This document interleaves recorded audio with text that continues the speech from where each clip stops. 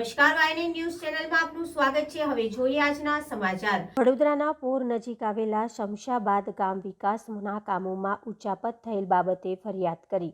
વડોદરાના પૂર નજીક આવેલા શમશાબાદ ગામ વિકાસના કામોમાં ઉચાપત થયેલ બાબતે ફરિયાદ કરી। વડોદરાના પૂર પાસે આવેલા શમશાબાદ ગામ વિકાસમાંના કામોમાં ઉચાપત થતા પૂર વિસ્તારના રહેવાસી પટેલ હિતેશભાઈએ વડોદરાના તાલુકા પંચાયત ખાતે 26/12/2023ને અરજી આપી હતી કે પાણીનો બોર બનાવવા માટે 75,000ની ઉચાપત કરવામાં આવી છે તેવી જાણ પટેલ હિતેશભાઈને ખબર પડતા તેઓએ અરજી કરી હતી અને અરજીનો જવાબ 10 દિવસની અંદર આપવાનું હોય છતાંય 10 દિવસની ઉપર થઈ ગયા પણ હજુ સુધી કોઈ પણ અધિકારી દ્વારા જવાબ આપવામાં આવ્યો નથી। પૂર્વ તલાટી શમશાબાદ ઉર્મિલાબેન અને સરપંચ કિશન રાઠોડિયા તમામ લોકોની મિલીભગતથી આ સંડોવણી થયેલી છે પણ હજુ સુધી કોઈ પણ પ્રકારનો જવાબ તાલુકા પંચાયતમાંથી આવ્યો નથી। હજુ પણ તાલુકા પંચાયતમાંથી જવાબ આવ્યો નથી। આવનારા દિવસોમાં જિલ્લા વિકાસ અધિકારી કલેક્ટર ઉગ્ર લેખિત રજૂઆત કરવામાં આવશે। અત્રે ઉલ્લેખનીય છે કે ટ્રેક્ટર કૌભાંડની અંદર ટીડીઓ અને સસ્પેન્ડ કરવામાં આવ્યા હતા। શમશાબાદ ગામમાં થયેલા ઉચાપત બાબતમાં અધિકારીઓને છાવરવામાં આવશે કે પછી કાયદેસરના પગલાં ભરવામાં આવશે એ તો આવનાર સમય જ બતાવશે।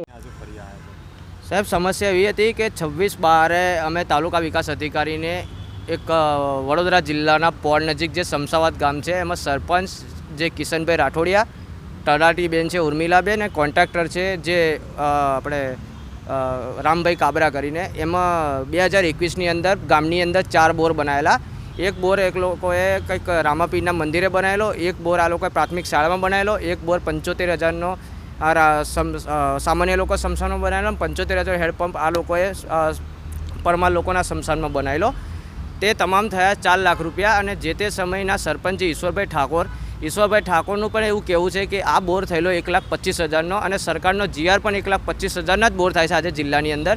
પણ આ જે શમશાબાદ ગામની અંદર 2021માં 3 બિલ ચૂકાઈ ગયા હતા। જે તે સમય એક બિલ પેન્ડિંગ હતું 1,25,000 રૂપિયા અને ત્યારબાદ 21 પછી જે સરપંચની ટર્મ પૂરી થઈ પછી કિશનભાઈ રાઠોડિયા આવ્યા। કિશનભાઈ રાઠોડિયા દ્વારા જે તલાટી સરપંચને કોન્ટ્રાક્ટરે ભેગા મળીને બોગસ એસ્ટિમેટ રજૂ કરીને આ લોકોએ 75,000ની પંચાયતમાં ઉચાપત કરે છે એની ફરિયાદ મેં આજે વડોદરા તાલુકા વિકાસ અધિકારીને 26/12 મેં કરેલી પણ 15 દિવસ વીત્યા હોવા છતાં પણ મને તાલુકા વિકાસ અધિકારીને અમને કોઈ પણ દ્વારા અમને જવાબ મળ્યા નથી।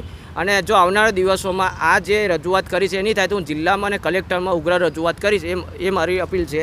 અને ખરેખર જો તપાસ કરવામાં આવે જો જે ટ્રેક્ટર કૌભાંડની અંદર જે એસો જે હતા એ એસો આની અંદર જે છે 2021માં એસો તરીકે સહી એ એસોએ જ કરેલી છે। ત્યારે ટીડીઓ સાહેબને જો સસ્પેન્ડ કરવામાં આવતા હોય તો જે એસોને જે તે સમય બચાવી લીધા હતા પણ આ 75,000ની જે ઉચાપત કરી છે એમાં પણ ચોક્કસના એ એસોની સંડોવણી છે એવું પાક્કું જ છે। શું નામ તમારું? Patel Hiteshbhai Becharbhai. Subscribe now and press the bell icon. Never miss an update.